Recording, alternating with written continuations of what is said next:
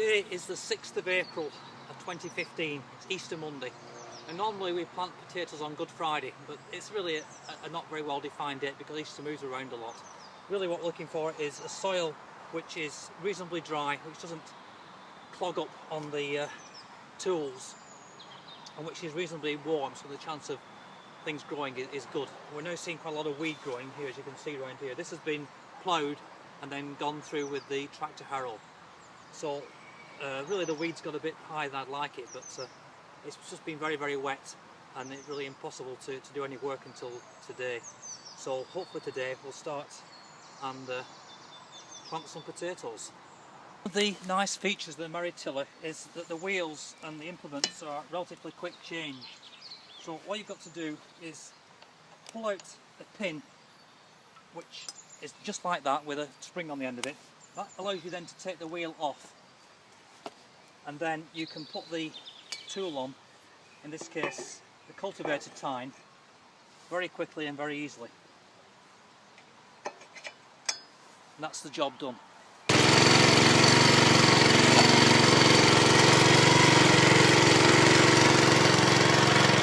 One of the things that really slows you down at the beginning, particularly when you've got a wettish soil like this, is that the tines get full of weed and you've basically got to stop and clean them. And it's every couple of rows really here, you need to stop and clean them, pull out all the weed. The weed all gets composted and recycled, so it's not lost, it's just temporarily taken out of the system while you proceed and then brought back in later after it's composted and died down and rotted, so all the nutrient remains in the land. I could use, rather than tines, I could actually use cutters on here. The reason I prefer the tines is because they don't cut up the roots so much. So we've got a problem with comfrey, which there's just one seed germinated out of a packet, and that has now created thousands of comfrey plants, which are a fabulous blessing for the bees, but a bit of a pain in here. So one of the problems with cutters is that if you use them, you tend to cut the roots up and each bit of root will grow. So that's one of the reasons why I prefer the tine, so I can pull out the roots as intact as possible, compost them down and then recycle them. So the machine makes life a lot easier than digging by hand, but it's also not completely without its slowing aspects of it, but you've just got to cope with those and do the best one can.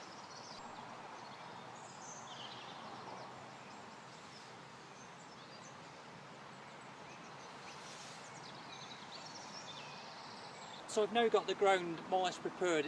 Sometimes I go through with a harrow behind here as well, but today I've got the weed down and I'm going to want to try and get the potatoes in. So the tool change, this is the normal bar which just controls the depth of the rotavator. It's easily replaced with this. This is a ridger plough, very simple construction. And normally with a ridger plough I leave the tines on rather than putting on wheels. I find it works quite well this way, because it's sort of digging up the ground before you approach with the ridger.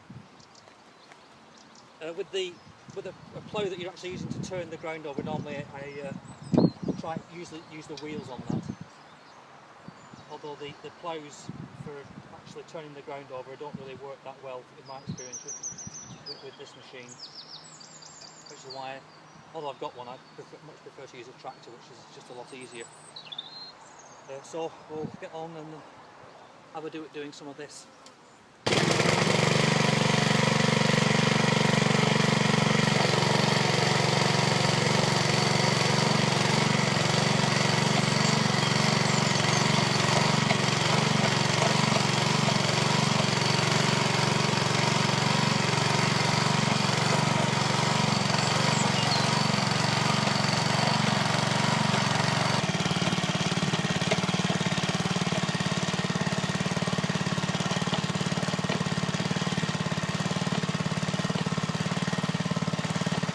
So this is the first row. It's reasonably straight. Sometimes I go a bit crooked with this machine, but it's not too bad, and I'll use the spade to get the thing a bit more level and take out where it falls back in on itself. But generally speaking, I'm quite happy with that. So having created the furrow, we're now going to get some food for the potatoes, which we get from what's passed through Bobby. So we'll look at that next. This is the manure quarry. We give Bobby shavings every night, and he empties on the shavings. And then the shavings we dump here and rot down. And as the rotted down material, wood shavings and what's come out of bobbing makes quite a good fertiliser, particularly for things like potatoes, which are quite greedy feeders. We also have large numbers of little seedlings coming up. These are Himalayan balsam, which is a controversial plant. Some people dislike it enormously, but it is only an annual, and its main beauty is that it produces a large amount of nectar. So if you've got bees, or if you want to encourage bumblebees, then Himalayan balsam is a wonderful thing to have. Although a lot of people think it's a bit too invasive, but here it's very beneficial to us. Before the balsam came, we had very few bumblebees, but since the balsam's been here, the bumblebee numbers have been slowly coming back. So it's been a great boon for insect life. And of course, without bumblebees and honeybees, there'd be no pollination. So for a gardener, having something which attracts and supports pollinators is a big advantage. So what I'm going to do here is just fill the barrel and then go back and put the quarried material into the trenches, and then we'll start planting potatoes. So we've got all the manure from the quarry back, and now we just put it into the trench, including the bits of Himalayan balsam and whatnot. So we're just trying to create a nutrient bed for the potatoes to sit in, because the potatoes are heavy feeders and do need a lot of food to produce a good crop. They also need a lot of water, and having the manure in helps to retain water as well. So it really does a number of jobs, and it also is a wonderful soil improver. So you win essentially in every way. So I'll just carry on, fill the trench, and we'll start planting the potatoes. Okay, so we're now going to plant the potatoes. There are a number of potato cultivars, or varieties as we used to call them, that you can grow. The one I particularly like to grow is an old-fashioned variety, or a traditional variety, I suppose is more appropriate. It's called Pink Fir Apple. It's labelled now as a heritage variety. It has this rather unique shape. The potatoes are nothing like what you buy in the store. But if you're growing things yourself, there's really not much point in growing a very mass market potato all the time. You might as well grow some things which are a bit interesting. And the beauty of this potato is that if it doesn't get blight, it will keep and essentially be resowable next year quite often. Most potatoes don't keep very long. Even if they don't get blight, they don't keep that well. They have to be treated specially. Whereas Pink Fir has a very long life. As long as it's put away somewhere dark, out of the way of mice and whatnot, it will last a long time. So that's one of its other attractions. It is though a mitre to blight. If blight comes, that tends to be a killer of Pink Fir.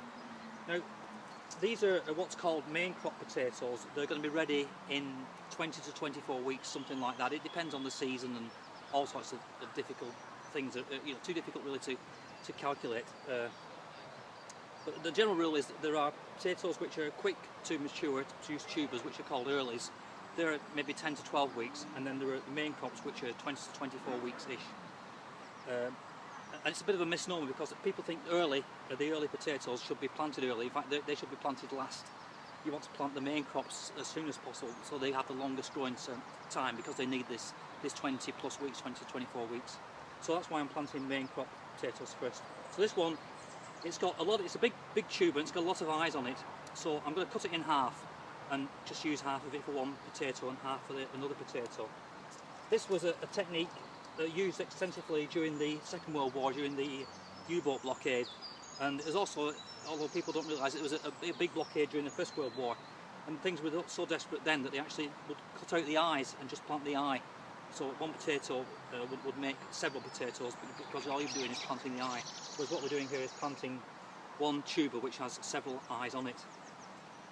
Normally we would sprout these beforehand, but it hasn't happened this year, so I'm going to plant them now, because the soil has started to warm up. We've got a glorious day today. It was hail last week, and now it's like this, which is sort of typical of the English climate.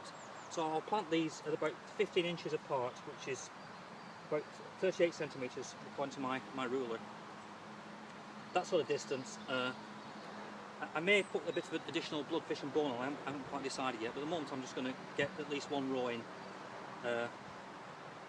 and then progress further. I've got quite a lot more to plant, so I can't really spend too much time on each individual row, so I'll just get them in and give them maximum possible growing time, and keep our fingers crossed that they will all produce and we don't get blight.